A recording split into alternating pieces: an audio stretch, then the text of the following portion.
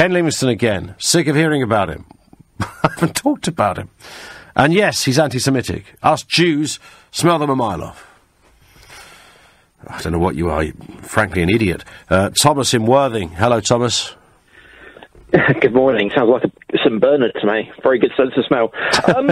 No, I find this whole situation rather ironic, actually. I mean, I think the Labour Party are almost in a similar position as UKIP were in 2013, where they were staring down the barrel of winning an election, namely the European elections, and they had a problem with an element that were racist, and rather than confront the issue, they kind of tried to shrug it off. And then the more accusations that were thrown their way, the more they kind of became impervious to accusations. I think the Labour Party are almost in a similar position at the moment. Now, the Labour Party seems to be doing two things in particular at the moment, which is ignoring members who are anti-Semitic, especially elected officials, and then as soon as it hits the media, regional media or national media, they suspend the person for 3, 6, 12 months, and then when it's moved on a little bit, they sneak them back in, and there are plenty of instances of it.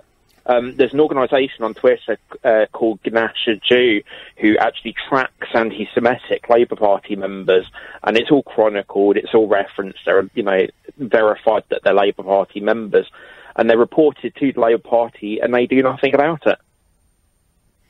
Why is that? Well, what do you think that the problem has been there? Because, I mean, recently Jeremy Corbyn appears to have been a little better at least acknowledging there's been a problem. And you'd have to be stupid to not think there's a problem. I don't know whether it's because people, or some people, are naturally anti-Semitic, or whether it's just that they are clumsy with the way they describe their hatred of Israel.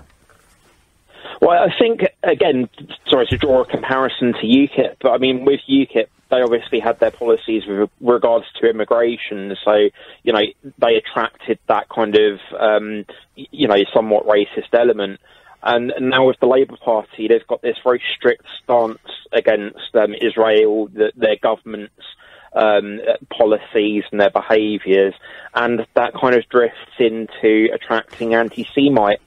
And I'm sure you've got lots of people emailing you at the moment saying, why are we talking about this again? Anti-Semitism, it's a media conspiracy. But I mean, I'm genuinely not kidding. It's a weekly occurrence. I come across a new anti-Semite within the Labour Party, I will report it. I won't even get a confirmation of the email back or any indicator that anything's going to happen. And then, 12 months later, I'll Did you say you do get a confirmation? No, I don't get any kind of confirmation. Oh, nothing at all? Actually, no, nothing at all. I've reported... I had somebody, I'm going into specifics, obviously, about 2 years ago, that this was just after Jeremy Corbyn got elected, funnily enough, that I actually reported to the Labour Party for disability discrimination and anti-Semitism.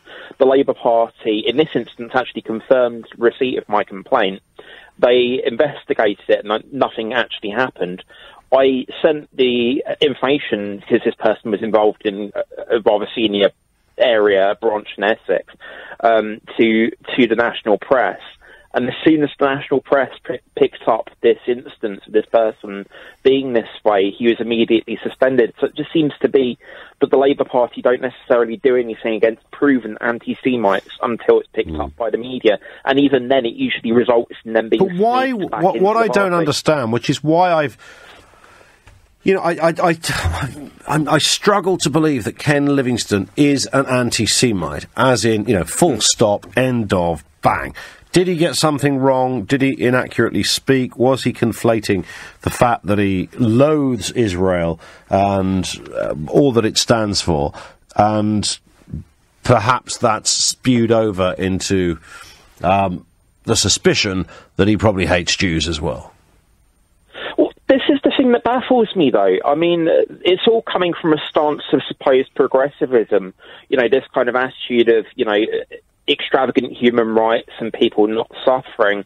But the reality is, if you look at the Israel argument, the countries that border Israel have absolutely horrendous human rights behaviours towards homosexuals. You know, there's a complete void in terms of democracy, and there's never any kind of criticism of this from the Labour Party. And yet, you know, the only Jewish country, the only country in the region that has democracy, the only country that has... No, you're right. I mean, the rest of that region is a shower of some horrendous abuses of human rights, sexism, homophobia, racism, all sorts of things. What is it that differs Israel from these other countries? There's a lot of bedwetting, hysterical people out there who will...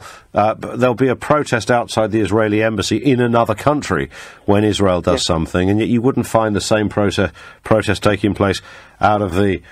outside a French embassy if a piece of, you know, I don't know... a country that is originally owned by the French is somehow behaving badly or something like that. You just won't see it, but there's an instant reaction, it seems. Thomas, thank you for that.